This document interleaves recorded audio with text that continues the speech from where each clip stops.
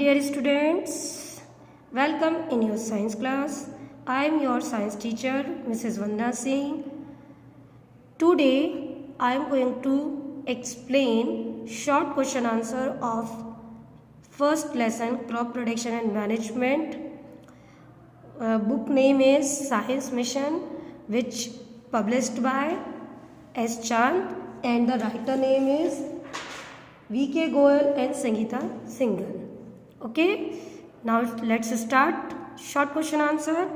First is differentiate between the following. Here you will see compost and green manure. You are seeing two question, compost and green manure. तो आपको इसमें बेटा differentiate करना है कौन compost में क्या होना चाहिए, ग्रीन मैन्योर में क्या होना चाहिए. तो compost decayed and decompose plant and animal matter, and in green manure a green leguminous intercrop plugged into the field. तो जो आपका कंपोस्ट होता है वो ऑर्गेनिक मैटर होता है जो प्लांट वेस्ट और एनिमल वेस्ट से बनाया जाता है, जबकि आपका जो ग्रीन मैन्योर होता है उसमें कुछ लेग्यूमिनस प्लांट्स होते हैं जिन्हें प्लगिंग की जाती है फील्ड में, जिससे उनका क्या होता है, मिट्टी की जो फर्टिलिटी है वो बनी रहती है ना. क्योंकि जितने भी लेग्यूमिनस प्लांट्स होते हैं वो क्या करते हैं, नाइट्रोजन की जो एयर की नाइट्रोजन है उसको फिक्स्ड कर देते हैं, ठीक है, और मिट्टी की फर्टिलिटी को बनाए रखते हैं. ठीक. Second question, compost and fertilisers.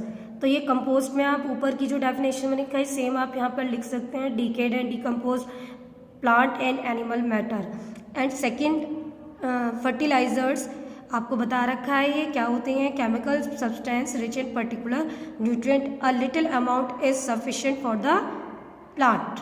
ठीक है, केमिकल सब्सटेंस होते हैं, थोड़ी सी अमाउंट भी काफ़ी होती है. ठीक. Third is pesticides and weedicides. Pesticide and weedicides both are chemical substance, but a little bit difference between pesticide are used particular animals, है ना. पेस्टिसाइड्स का यूज़ जो किया जाता है हम छोटे छोटे ऑर्गेनिज्म लाइक रैट, स्नेक्स वगैरह इन सब के लिए करते हैं, जबकि जो वीडिसाइड्स होते हैं इनका इस्तेमाल हम किसके लिए करते हैं, अनवांटेड प्लांट्स के लिए. ये क्रॉप को तो डैमेज नहीं करते, लेकिन जो अदर अनवांटेड प्लांट्स हैं उनको डैमेज कर देते हैं.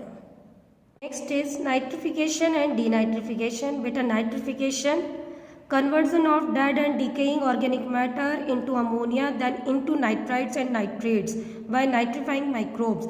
इसमें क्या होता है, जितना भी आपका dead और decaying organic matter होता है वो अमोनिया में टूटता है, उसके बाद वो अपने नाइट्राइट्स और नाइट्रेट्स में टूट जाता है. किसकी मदद से, नाइट्रीफाइंग माइक्रोब्स की मदद से. ठीक है. डीनाइट्रिफिकेशन में जस्ट इसके अपोजिट हो जाता है.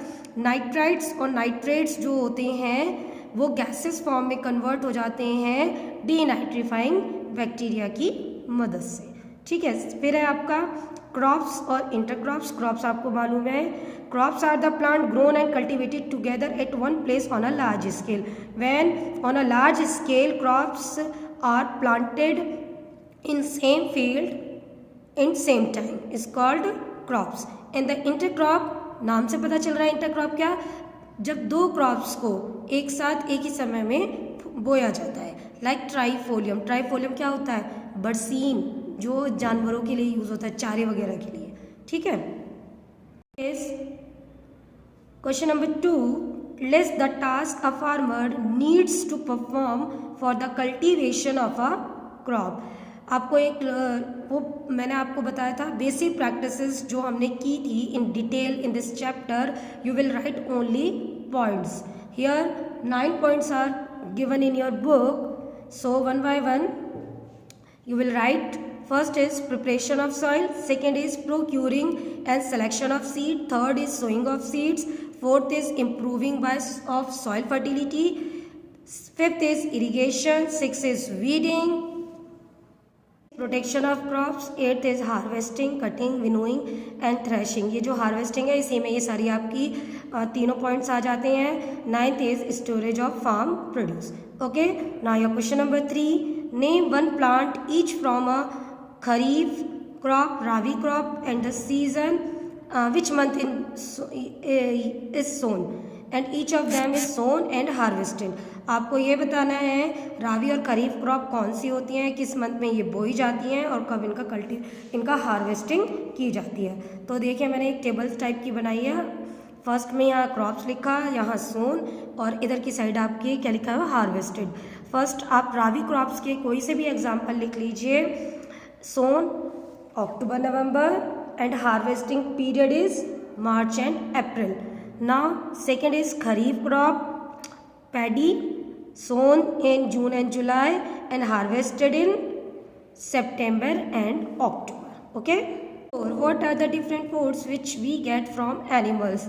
Beta, in this question you will write which type of food we are obtaining from animals. Like milk as a food. Answer आपको पता चल जाएगा।